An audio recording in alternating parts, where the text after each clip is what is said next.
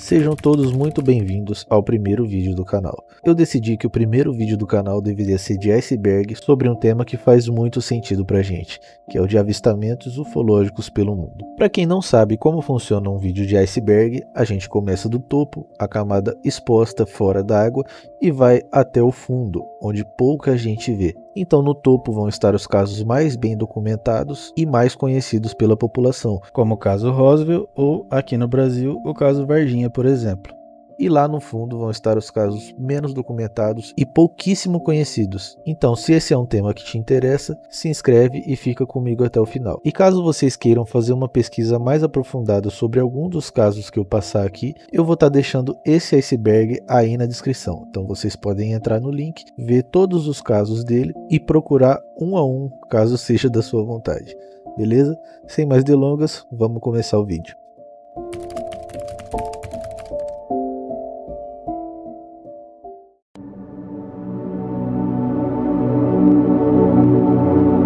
Kraut Fireballs, ou Foo Fighters, são luzes que apareceram para vários pilotos durante a Segunda Guerra Mundial. Essas luzes eram esferas brilhantes, geralmente vermelhas, brancas ou laranjas, que pareciam se mover de forma inteligente, acompanhando as aeronaves, realizando manobras impossíveis e desaparecendo de repente.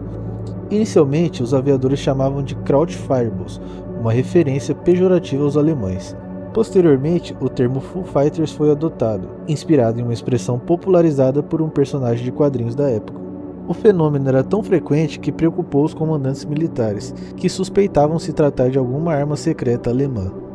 No entanto, investigações revelaram que pilotos alemães e japoneses também relataram avistamentos semelhantes, descartando a hipótese de uma tecnologia exclusiva de um dos lados do conflito. Diversas teorias foram propostas para explicar as Foo Fighters.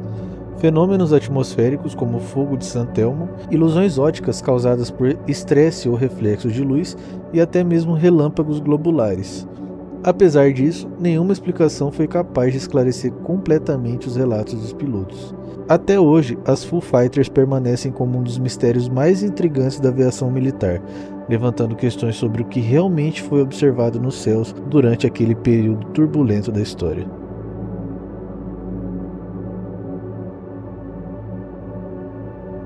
Um dos casos mais famosos do Brasil, o caso Varginha, aconteceu em janeiro de 96, no sul de Minas Gerais. Alguns moradores relataram ter visto uma criatura estranha. Ele tinha pele marrom, olhos vermelhos, cerca de 1 metro de altura e uma postura encurvada. 3 meninas afirmaram ter encontrado a criatura dentro de um terreno baldio e correram apavoradas quando viram ele. Poucas horas antes, bombeiros já haviam sido acionados para capturar um animal desconhecido. Depois disso, surgiram relatos de movimentação militar intensa na cidade. Caminhões do exército, soldados fechando áreas e até um suposto transporte sigiloso de algo capturado. Dias depois, um policial militar que teria participado da operação morreu de forma repentina, o que alimentou ainda mais os rumores. As autoridades negaram qualquer envolvimento com seres não humanos, mas o mistério nunca foi resolvido. Eles inclusive tentaram convencer a população de que o que as meninas viram era na verdade um anão molhado da cidade. Até hoje eles mantêm essa versão da história.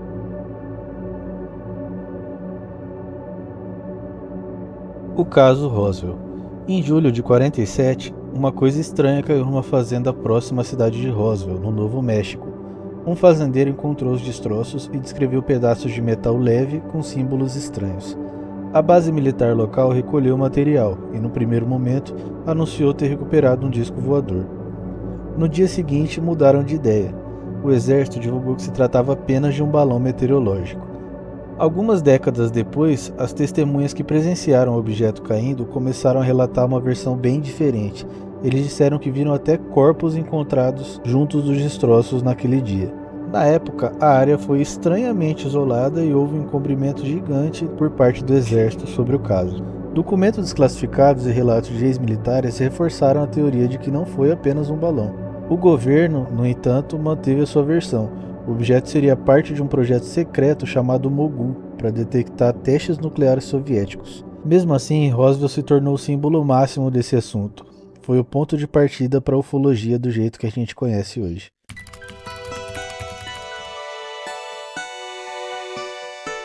Agora que a gente já passou da primeira camada do iceberg, a gente começa a se afastar dos casos que são mais divulgados e reconhecidos. Aqui, a maioria dos relatos já não faz mais parte do imaginário popular.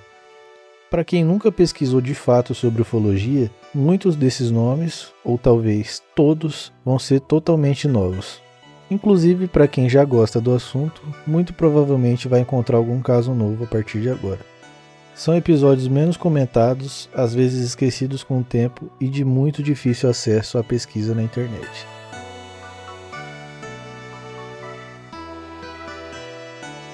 Noite Oficial dos OVNIs. Na noite de 19 de maio de 86, o espaço aéreo brasileiro foi palco de um dos maiores episódios ufológicos já registrados no país. Objetos voadores não identificados foram detectados por radares civis e militares em 4 estados: São Paulo, Rio de Janeiro, Goiás e Minas Gerais. Pilotos relataram luzes intensas e se moviam em velocidades impossíveis, além de manobras abruptas, também impossíveis para qualquer aeronave conhecida na época. 5 caças da Força Aérea Brasileira foram acionados para interceptar os alvos. Os pilotos confirmaram visualmente os objetos e tentaram persegui-los, mas sem sucesso. Em um dos casos, um caça chegou a ser perseguido por uma dessas luzes. Na manhã seguinte, o então ministro da Aeronáutica, Octávio Moreira Lima, deu uma entrevista coletiva confirmando os eventos e prometendo uma investigação. O relatório oficial só veio 23 anos depois, reconhecendo os fenômenos, mas sem oferecer nenhuma explicação. Até hoje, o incidente de 1986 permanece envolto em mistério e é considerado a noite oficial dos OVNIs no Brasil.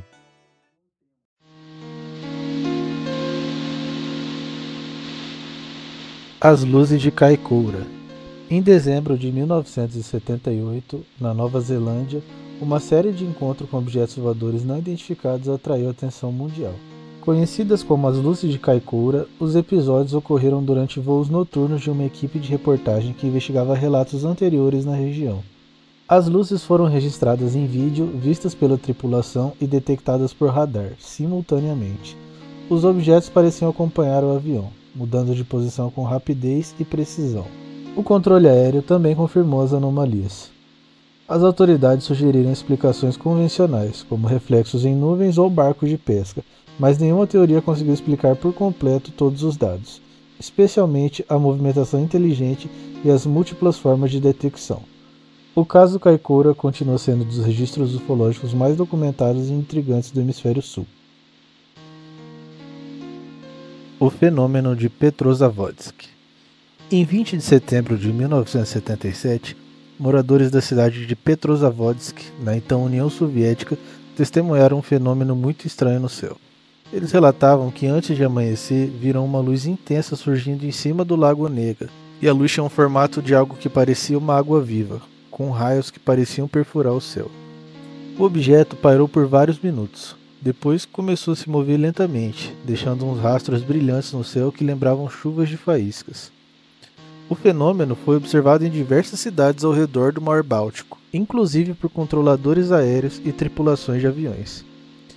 Em Petrozavodsk, o evento deixou marcas no solo e interferências em equipamentos eletrônicos. Inicialmente, as autoridades soviéticas sugeriram que se tratava do lançamento de um satélite, o Cosmos 955, que foi feito algumas horas antes por uma base próxima. Mas a trajetória do satélite não coincidia com os relatos visuais, e a explicação não convenceu as pessoas. O fenômeno de Petrozavodsk permanece até hoje sem explicação, e o governo da União Soviética nunca mudou sua versão sobre os fatos.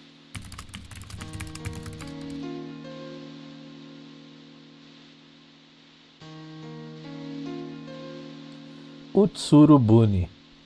Em 1803, pescadores japoneses da província de Hitachi encontraram algo incomum à deriva do mar. Uma embarcação em forma de disco, com cerca de 3 metros de altura e quase 6 metros de largura. A estrutura era feita de madeira escura e metal, com janelas de vidro e inscrições indecifráveis em sua superfície. Dentro dela tinha uma mulher jovem, de aparência incomum e com pele muito clara, roupas estranhas e um pequeno baú que ela não deixava ninguém tocar. Ela falava uma língua que ninguém compreendia e parecia confusa, mas calma. Sem saber o que fazer, os locais a levaram de volta ao mar, no mesmo objeto que ela chegou. O caso ficou conhecido como Utsurubuni. traduzido como o Barco Oco. Por muito tempo foi tratado como uma lenda folclórica, mas os detalhes técnicos do relato levantam especulações modernas sobre uma possível origem extraterrestre. Até hoje, o enigma permanece sem solução clara. George Adamski. George Adamski foi um dos primeiros e mais controversos contatados da era moderna da ufologia.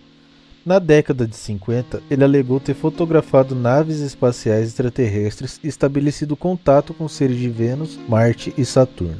Suas imagens mais famosas mostram discos voadores com cúpulas e estruturas metálicas, capturados com uma câmera acoplada a um telescópio em Palomar Garden, na Califórnia.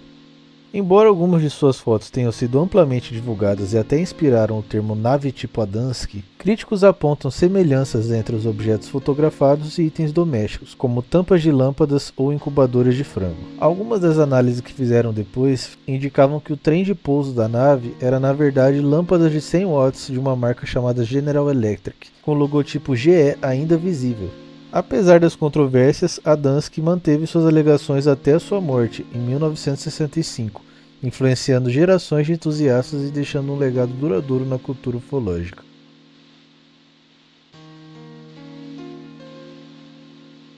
O incidente de Meng Zaogo. Em 1994, na província de Heilongjiang, no nordeste da China, o trabalhador rural afirmou ter vivido uma experiência extraordinária. Segundo ele, depois que ele tentou investigar uma coisa que teria caído perto da vila, ele foi atingido por uma luz intensa e perdeu a consciência. Alguns dias depois, ele começou a relatar visitas noturnas de seres não humanos, altos e com aparência nórdica. Meng disse ter sido levado a bordo de uma nave e durante uma dessas abduções teria tido relações com uma entidade feminina. Os seres disseram para ele que ele teria um filho híbrido dali a 60 anos. Ele também alegou ter visitado um planeta distante, onde a atmosfera era fina e a paisagem estéril. Embora muitos tratem o caso com ceticismo, Meng passou por testes psicológicos e interrogatórios oficiais, mantendo a mesma versão ao longo dos anos. O incidente de Meng Zaogo é um dos relatos de abdução mais incomuns e controversos da ufologia asiática. E agora, na quarta e última camada do nosso iceberg, eu vou trazer alguns casos que não tem nem imagens o suficiente na internet. Um deles, inclusive, só tem uma imagem, vocês vão ver aí. Ele é bem interessante e também é muito pouco conhecido. Eu vou trazer também um caso brasileiro, então talvez alguns de vocês já conheçam, mas na ufologia mundial ele é bastante desconhecido. Em todos os icebergs que eu pesquiso, ele está lá embaixo. Então, espero que vocês tenham gostado até aqui e vamos começar a nossa quarta camada.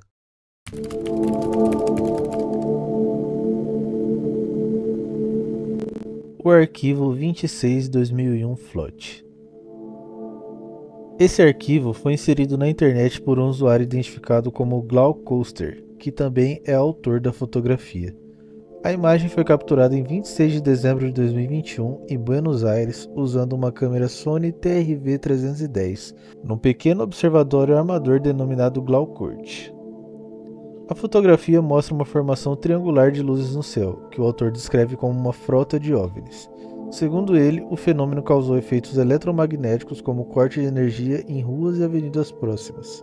Apesar de não ter recebido ampla cobertura nacional, esse caso permanece documentado em arquivos públicos e é frequentemente citado em discussões sobre formações triangulares de objetos voadores não identificados. A imagem está disponível ainda no Wikimedia Commons sob licença do Creative Commons, permitindo sua análise e uso por pesquisadores e entusiastas do fenômeno ufológico.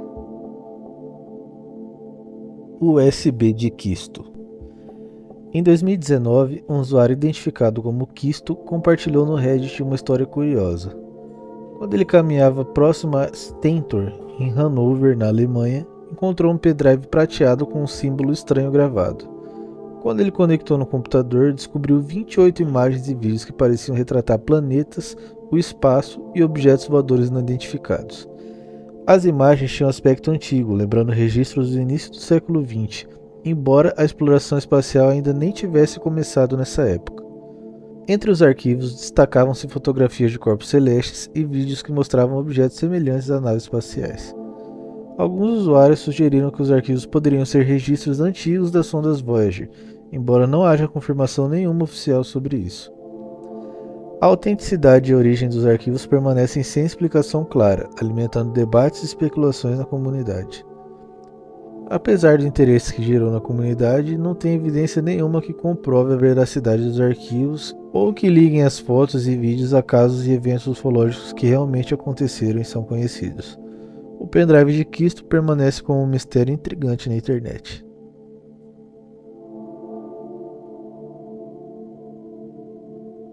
O caso Vilas Boas. Em 1957, na zona rural de Minas, o lavrador Antônio Vilas Boas trabalhava à noite com seu trator quando avistou uma luz vermelha no céu.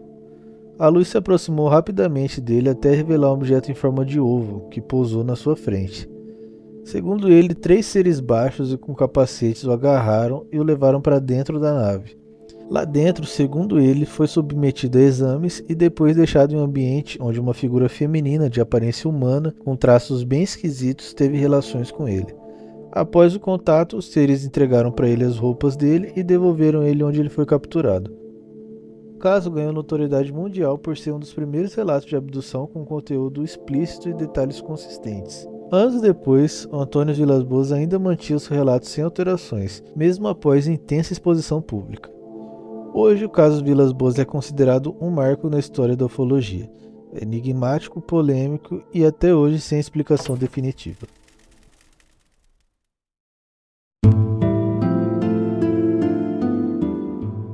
Bom, por hoje é isso. Eu espero que vocês tenham gostado do primeiro vídeo do nosso canal. E se você acha que esse iceberg foi injusto ou a gente esqueceu de algum caso, comenta aí embaixo que provavelmente a gente vai ter a parte 2 do iceberg de casos ufológicos. E aí certamente a gente vai aproveitar os comentários aqui para colocar na lista do próximo iceberg.